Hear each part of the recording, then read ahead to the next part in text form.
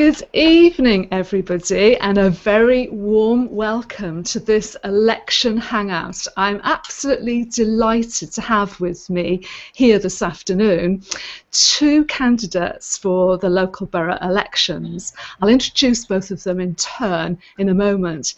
But first of all, this hangout is actually putting Ipswich on the map. In fact, the UK on the map, because as far as I'm aware, this is the very first question and answers debated out between two candidates for an election that's taking place this Thursday on the 22nd of May. So exciting times ahead. So in the hangout today, I have got with me the Conservative Party candidate and the Labour Party candidate. And first of all, I'm going to introduce Nadia Cenci from the Conservative Party. Nadia is an Ipswich Borough Councillor, and she has been for Stoke Park for 8 years, and she's the shadow portfolio holder for communities. She's the deputy leader of the Ipswich Conservative Group, and she runs her own business as a confidence and performance coach, and she works with business owners and teams and the education sector. She's a motivational speaker, a writer, and she runs unique workshops to help clients be more confident and successful in their profession. And I also know, because I checked on her Google Plus profile, that she loves football, politics and bridge. So welcome, Nadia. Thank you. And our second guest is Howard Needham from the Labour Party candidate, and Howard lives in the Stoke Park Ward 2, and he's had a successful career in education. He's worked for international, national and local government organisations, spending the last 25 years implementing and supporting business information technology solutions. He's managed more than 100 staff and budgets running into tens of millions. Since retiring, he's now had time and enthusiasm to use his public and commercial experience to serve the community. He's passionate about ensuring that the whole community get maximum benefit from the increasing scarce resources available. Now, I know from a conversation with Howard that he's been to Japan several times and he collects Japanese prints. That's right, isn't it, Howard? That's correct, yes. Okay, let's get our people on the screen. So, Howard, there we are. First of all, Nadia. Welcome, Nadia. Do you want to wave to the camera? It's working. It is, and I'm absolutely delighted. And there we are, Howard. There you are on the screen. So Good evening, everyone. Great, great. So how the format of this hangout will be, there'll be 3 questions. We'll take each question in turn, and then I'll ask Nadia for her answer, and then Howard for his. And then at the very end, after we've gone through those 3 questions, I'll check to see if anyone's watching live and if anyone out there would like to ask the candidates any questions that's not on the script here. So let's start off with the first question. So, first of all, what would be your priorities if you were elected as Ipswich Borough Councillor for Stoke Park? Now, I'm going to start with you, Nadia. So, off you go. What would you do? What would be your priorities? Well, this is as wide as it's long, and I could spend all evening talking about this. But if I start with my priorities and just give a summary, and then if you want any, or any of viewers want a bigger explanation, then that's fine. Okay. The reason I came into politics in the first place was crime and antisocial behaviour. Instead of just talking about it and being upset about it, I decided I wanted to do something about it. So that will always be my priority. And I have found that that was why I was shadow portfolio for communities, and when we were in administration, I was the portfolio holder for communities and community safety. I'm very pleased with the police commissioner. We've got Tim Passmore, who's the Suffolk Police Commissioner, and I love having him as my first port of call. So I really feel that I've got something that the residents can tap into, that one point of contact, and he can make things happen. And he has done. He's helped me. We've had quite a few nasty arson attacks around here. I was actually a victim myself, and it was very comforting to have Tim there, and he galvanised and helped. Antisocial behaviour. I'm very passionate about being on the licensing committee. And that might not seem like something to do with safety, but it is. It's about, you know, taxis, clubs, pubs. It's very involved. It's really interesting, and I feel as if I've got some influence there. So I will continue to do that if I'm re-elected. I'm also trying to encourage people around me to have a neighbourhood watch.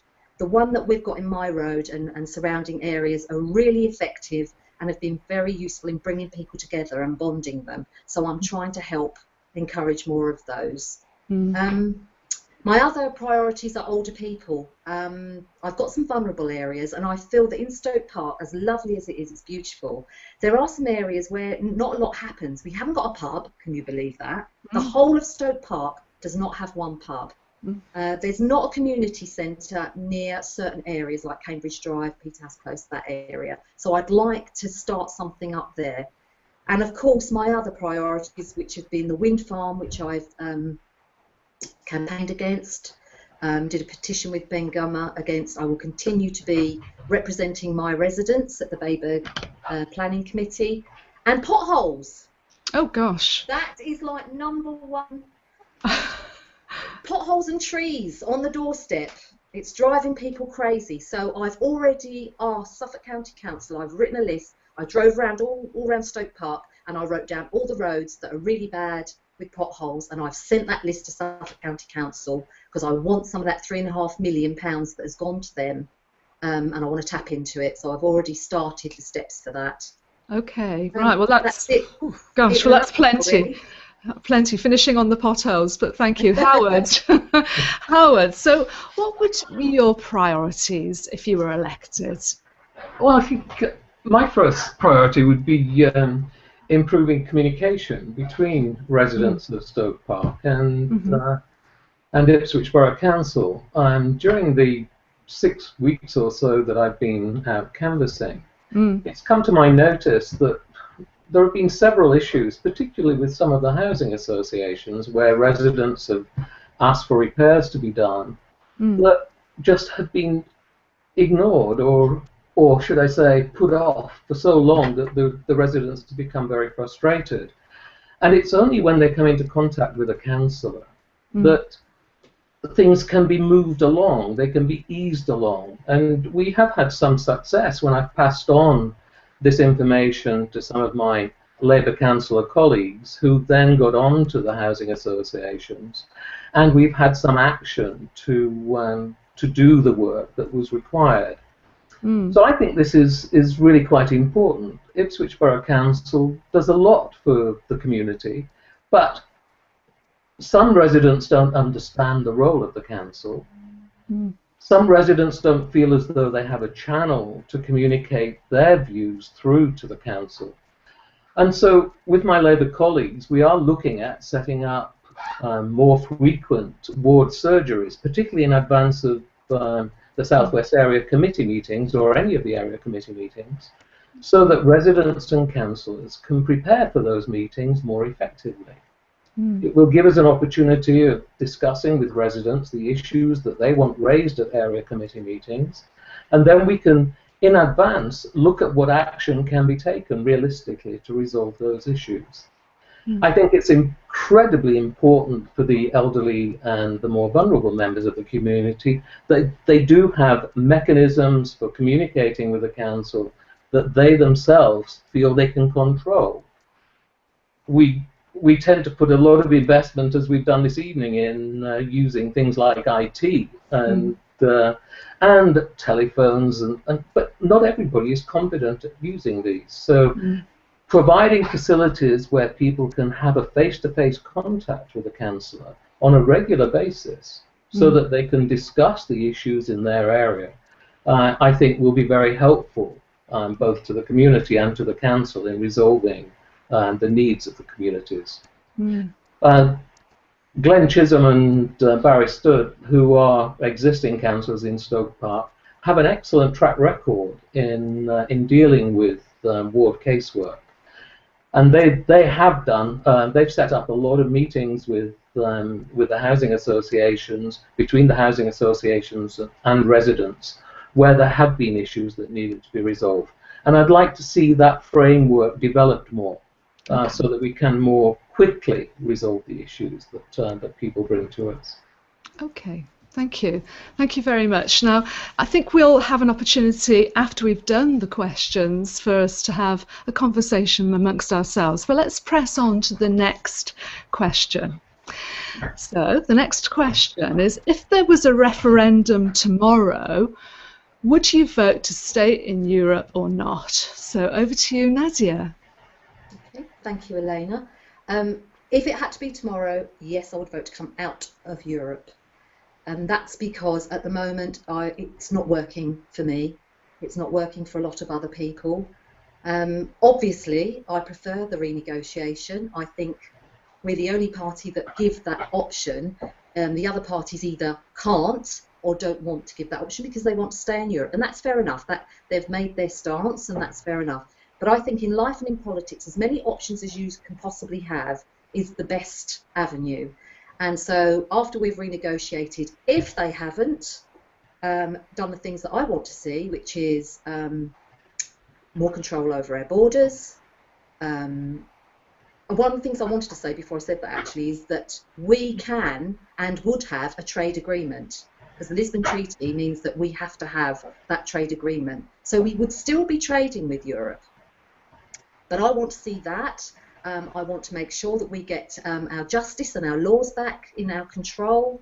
I want us to have a maximum amount of people that come in, people who will work, people who have the skills that we need. And if we cannot negotiate how much money we have to give, a phenomenal amount every day, then I shall be voting out in the referendum. And if it was tomorrow and those options were not available and it's status quo, in a heartbeat, I would vote to come out of Europe. It took me a long time to make up my mind about this, actually. I've spent years going backwards and forwards, listening and trying to learn, and I still think we need more of a debate in this country. I don't think, I mean, I wouldn't even pretend to understand all the ins and outs. I have tried very hard to find out everything, and I think I'm sort of there now, and I've made my mind up, and it took me quite a long while to get there. So I need to see some big changes. I want that referendum. If Cameron doesn't deliver on the renegotiation, I should be voting out. Very clear. Thank you very much, Nadia. And Howard, what about you? If there was a referendum tomorrow, would you vote to stay in Europe or not? I suppose my first answer is that the election on Thursday isn't a referendum on Europe. It's about it's about electing MEPs to go to Europe, and it's about finding councillors for the different wards in which we have seats available. So, you know, this isn't a referendum, and I'm not sure that the referendum debate is that relevant at this time. However, you know, I take a different view to Nadia on whether we should be in or out of Europe. My preference is very much in favour of being part of Europe. I'm not saying that there aren't things that that could improve about Europe. There certainly are, and we could. There is the opportunity to negotiate different aspects of the treaties, but there's a significant amount of misinformation which is circulated about the cost to Britain of our European membership. The net cost is about 10 billion after you take into account the grants and rebate that Britain gets back from Europe. Suffolk has benefited quite a lot from grants from Europe. You know, our coastal defences have been improved as a consequence of money from the EU. It's estimated that, you know, we could lose up to 3,000 jobs in the Ipswich area as a consequence of leaving Europe because of the withdrawal of investment in businesses. Of course, in Suffolk as a whole, it would be even greater, the cost in terms of jobs. And I'm sure that if we weren't part of Europe, Felixstowe Port would be, you know, severely disadvantaged. I think that, you know, a lot has been said about workers coming from Europe and sort of putting strain on the National Health Service and taking benefits. But the truth is that the majority of workers coming from other parts of Europe work hard and do jobs that many people in England would not normally do themselves. We've seen that in this area, where some of the rural businesses, the farmers, have said that they're dependent on having workers coming from Europe because they cannot get the sort of temporary staff that they need to do the picking and the collecting of crops at the right time. So I think it's really important that we continue to be members of the European Union. A lot of our employment protection legislation has come out of the EU. The Working Time Directive protects our employees from doing unhealthy overtime and puts a focus on life balance. So, I'm pretty much on the whole in favor of staying in Europe.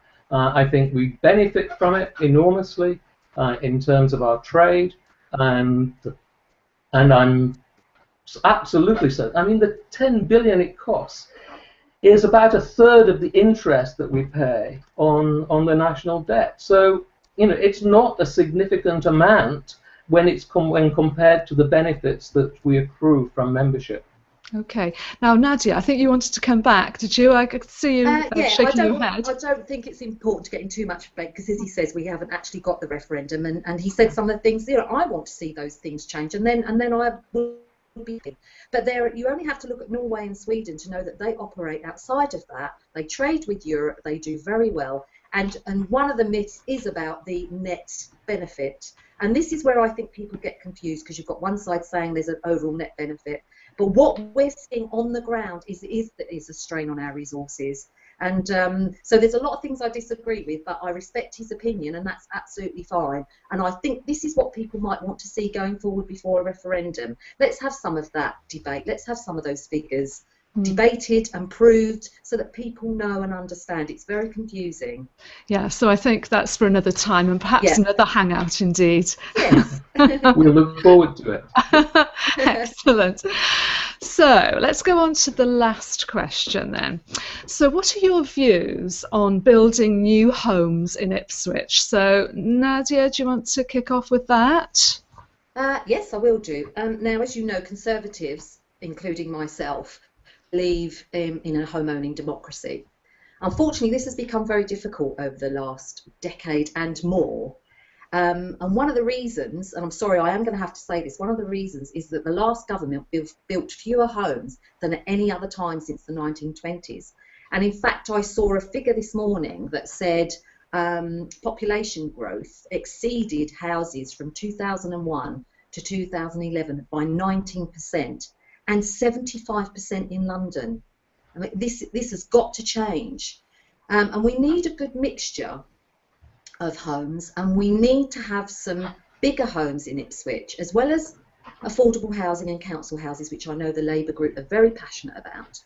But when we were in administration in our last 3 years that we were in power in Ipswich, we built 337 homes and 134 of them were affordable. So we do believe in that as well. But what I'd like to see is larger homes that attract more wealthy people, and perhaps someone will want to talk about the northern part of Ipswich at one point, one of the listeners. And so therefore people can move on, and it attracts professionals, it'll attract business, and people who've got 2 or 3 bedrooms, they'll be able to move on, allowing that housing market to start flowing again. And so it's not just about just council houses, we need all sorts of homes, and it needs to start happening. And I think this government's doing quite well on that. And I just want to mention Ipswich Tomorrow, which is what we've got in our manifesto, because this is our alternative to the Labour Party. And it's based on listening to the businesses and what do they want to see to attract them to our town. So, for instance, John Lewis, and rightly so, I totally agree with them, said in our Ipswich town centre we've got this very long road, and either end of the extremes, there's no footfall hardly. You've got charity shops, you've got pound shops. Nobody goes there. everybody loves Bury, and I think it's because it's more circular, it's more rounded and more compact. So I'd like to see the centre built up with nice shops, nice independent shops, and perhaps the outer edges a mixture of new housing and shops, so that we get some young people and the vibrancy back to our town centre. And I don't think Howard would disagree with me on that. So that's what that's about. That's the basic premise of Ipswich Tomorrow. It's about listening to the businesses, listening to what needs to be done to make our town centre vibrant again, get the houses, get the mixture that we need, and attract who we need to come to start making this, you know, a wealthy place. Thank you, Nadia. Thank you. And Howard, what about you? What are your views on building new homes in Ipswich? Clearly, there is a critical shortage of houses generally, and affordable houses in particular. And it's interesting. We can all quote statistics, but it's true that every government from the 1960s onwards has failed in terms of meeting the housing needs of this country. They've significantly failed in terms of building the number of houses required, and that goes for previous Tory administrations as well as the most recent Labour administration. But Ipswich Borough Council under Labour have started to build council houses, and it's the first council to build council houses for 20 years. Now, the money that Ipswich Borough Council is using to build council houses, those opportunities are available to all the other district councils in Suffolk. But not one of them is taking that initiative and building council houses. The houses that Nadia spoke about as being them building affordable houses are within commercial developments. And I'm not against commercial developments, of course. We do need to have a mix, as Nadia said. And in fact, we've got some interesting developments on the waterfront at the moment, which are going to be a mix of privately owned, shared ownership, and rented properties. And that's really good. I think that's, you know, it's excellent to have that kind of mix. But, you know, we do have to concentrate on providing affordable houses in this area particularly. The market in Ipswich is to some extent affected by the second homes market, not in Ipswich itself, but in surrounding areas where the prices are pushed up by people having holiday homes. That forces a lot of young families to move out of the villages in which they grew up, and they're coming to Ipswich, putting additional pressure on the affordable sector in the town. When I was parish councillor in Melton, I tried to get an initiative going there to build some affordable houses that would, in perpetuity, be available for local people to rent. Unfortunately, we were stymied by the availability of land. We'd set out, we'd done a survey of people in the area that gave a clear indication of the number of affordable houses that we needed. And we just needed a landowner who was prepared to sell the land at a reasonable price, which would have been better than agricultural prices, and we could have got planning exceptions for building affordable houses. But unfortunately, that didn't happen in the timescale that we were hoping for. But I think Ipswich is taking the lead in terms of local authorities, and that's really why I want to be a Labour councillor. I think, you know, the Labour Party in Ipswich has the right solutions for Ipswich, and that's why I'm standing as a Labour candidate. Thank you, Howard. Can I just come back on one thing? Yes, certainly. Again, I don't want to get into much of a debate, but the council houses that have been built so far are eight council houses. But we have plans for 300 that we'll be building in the next couple of years. Okay, well, we'll see if that pans out. Okay, well, we haven't really got a huge amount of time. 30 minutes is the length of this Hangout. I've checked to see if there are any questions. I can't see any at the moment, and it might be because we've rescheduled this Hangout. Yeah. So what I'm going to do, I'm going to say what a great opportunity for you to air your views and what you stand for, and I thank you both for that. I'm going to end with something a little bit lighter. I'm going to ask you to tell me what your favourite phrase or saying is and why. We haven't got that much time, but I'm going to start with you, Howard. What do you hold on to? What do you like? What's your favourite phrase? Well, one of my favourite phrases, and I've probably got one or two, but is the one from Abraham Lincoln, who said, "It's not the years in your life that count, it's the life in your years." And I think I've put a little bit of life into the years that I've been fortunate to have. Oh, that's brilliant. Thank you very, very much. And Nadia, what about you? What's your favourite phrase? I bet you've got one or two as well. Yeah, exactly, as a coach. And my favourite for a long time was carpe diem, but now it's been overtaken by one that I like using myself and use with my clients, which is boldness. It's part of the quote, actually. Boldness has genius and magic in it. And I think whenever I need to do something, and it requires that little bit of boldness, I just remind myself that boldness does have genius and magic in it, and from that comes great things, and that you must try, not be scared of anything. I mean, I'm a coward when it comes to heights, so you won't ever see me do a parachute jump. But I like to think that, you know, getting out there and doing things and talking in public and that type of thing. Yeah, boldness has genius and magic in it. That's my favourite. Very good. Thank you so much. Well, thanks ever so much to the both of you. And obviously, Thursday is a big day for you both, and I know you've got a lot more work to do before then. So I want to thank you again for giving up your time today. And this recording will be available for you to share and to watch again. And hopefully, we'll have an opportunity to get together in another Hangout in future. Yeah.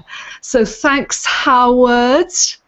And thank you, Ellen, for providing the opportunity, and Nadia for getting online and sharing this experience with me. Oh, brilliant. And Nadia, the last word. Yeah, same, Howard. It was lovely to meet you properly, as it were. And it will be really interesting to see, Elena, if people, if they make any comment, whether they'd like to see Ben Gummer and perhaps David Ellesmere do a similar thing. Ah, yeah. We've shown the way, Howard. Oh, you have. Yeah, certainly. You two are trailblazers, and you know the whole country should look at what we've done here in Ipswich. So thank you again, and have a great evening. And you. Bye for now. Bye, Howard. Bye. Bye.